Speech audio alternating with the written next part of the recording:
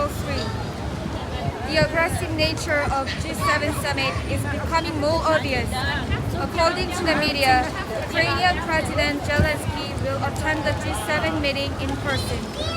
Zelensky, a neo-Nazi and a war profiteer, is a war criminal who has provoked aggression against Russia as a war puppet of the aggressive U.S. forces and has massacred Russians resident in Ukraine.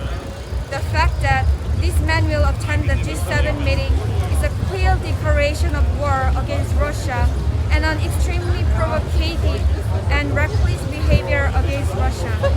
The G7 meeting, which brings together the aggressive imperialist forces and pro-US warmongers, is unleashing not only the nuclear war in the Korean Peninsula and East Asia, but also a third world war.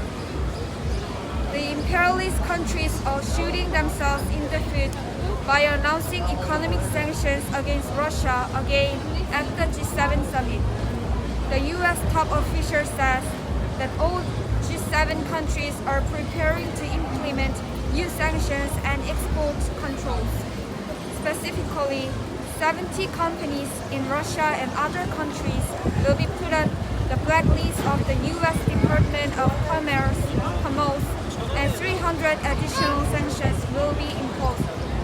The region, Japan and US, EU opposed the US plan to ban all exports to Russia in last April is that it is not Russia who has suffered from the economic crisis and collapsing livelihoods caused by sanctions.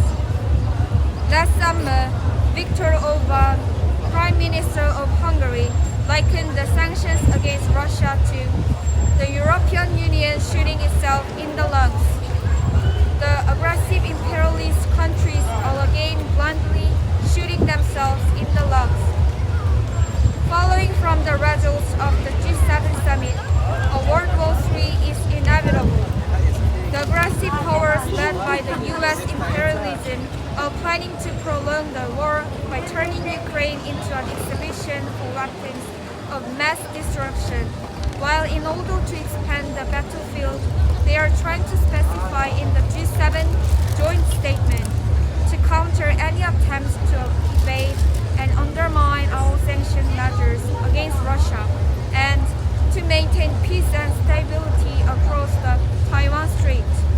In addition, the main topics of the USA-Japan-South Korea summit will be about sharing real-time North Korean missile information and strengthening trilateral joint military exercise for preemptive strike on North Korea's nuclear weapons. The manipulation of the new Cold War targeting North Korea, China, and Russia will lead to the nuclear war on the Korean Peninsula and in East Asia, and will also drive the people of the world into the devastation of nuclear war. It is time for the Korean people and all the people of the world to rise up in the anti-imperialist, anti-US struggle to put an end to US imperialism and the aggressive forces and to prevent World War III. May 20th, 2023.